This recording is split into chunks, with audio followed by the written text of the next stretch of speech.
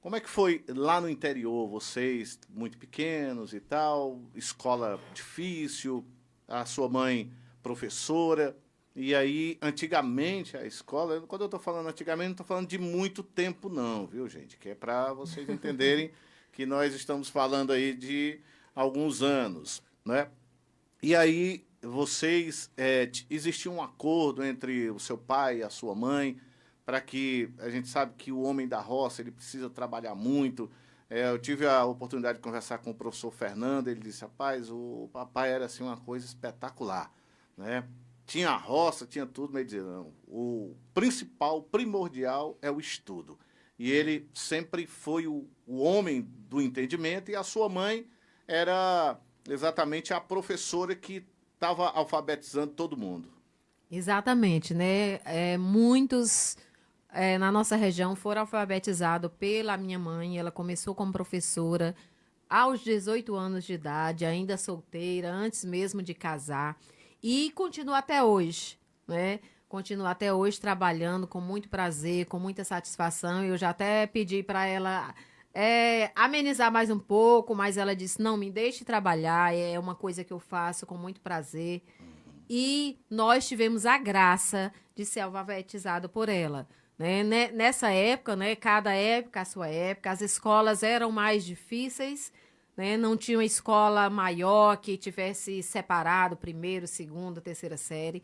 E eram escolas que a gente chama escolas isoladas, né? Geralmente, ou um colégiozinho pequeno, ou então a própria casa do professor ou um espaço cedido pelo alguém da comunidade. No nosso caso, era uma sala da nossa casa, que foi transformado, né, em sala de aula. E essa sala lá é, estavam alunos do primeiro, do segundo, do terceiro e do quarto ano. Não tinha espaço nem para alfabetização. Então a gente já ia direto para o primeiro ano.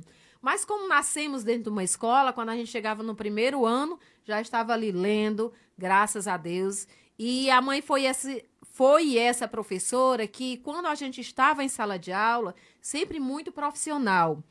E isso fez com que cada um de nós é, se desenvolvesse na questão escolar muito bem, porque ela não dava moleza, né?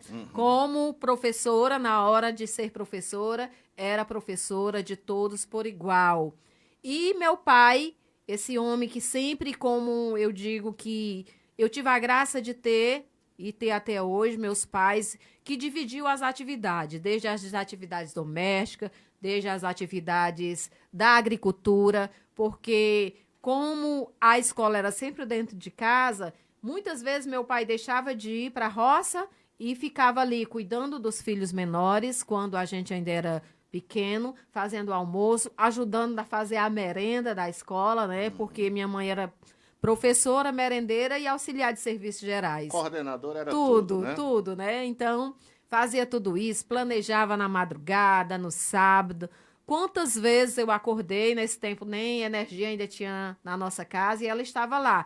O momento que ela gostava ou de estudar, que ela foi concluir o ensino médio através do projeto Logos 2, que era um projeto que tinha aqui, ou planejando as atividades, 3 horas da manhã, 4 horas da manhã, e depois ainda deitava ali um pouquinho, porque ela disse que esse horário era o melhor horário. E meu pai sempre foi esse homem que trabalhou no campo, que criou ali os seus animais e que estava ali dividindo essas tarefas com minha mãe, com a gente, quando era necessário, que minha mãe vinha para Boa Viagem, tinha umas capacitações meio longas, 2 semanas, lá estava ele com a gente, às vezes tinha uma prima, um primo ajudando.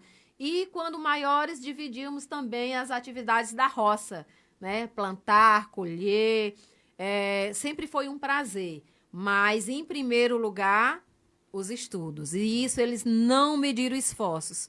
Eu tenho a honra e a graça de dizer que eles nunca mediram esforços para que a gente estudasse. E o maior prazer que a gente tem é que todos nós, 6 irmãos hoje, né, eu sou a mais velha de 6 irmãos, somos formados, temos a nossa profissão, todos encaminhados, e é uma coisa que ninguém vai tirar da gente. E isso a gente agradece demais todo o esforço que eles fizeram, porque não foram poucos os esforços. Desde deixar na escola 9 quilômetros de bicicleta, de trazer aqui para Boa Viagem, quando a gente veio estudar aqui, quando a gente estudou em Barreiros, que pertence a Monsenhor Tabosa, né, o distrito, que é lá bem vizinho à nossa localidade, ali, Olinda, Maçangana. Desde o tempo que os meninos estudaram na escola agrícola, no Iguatu.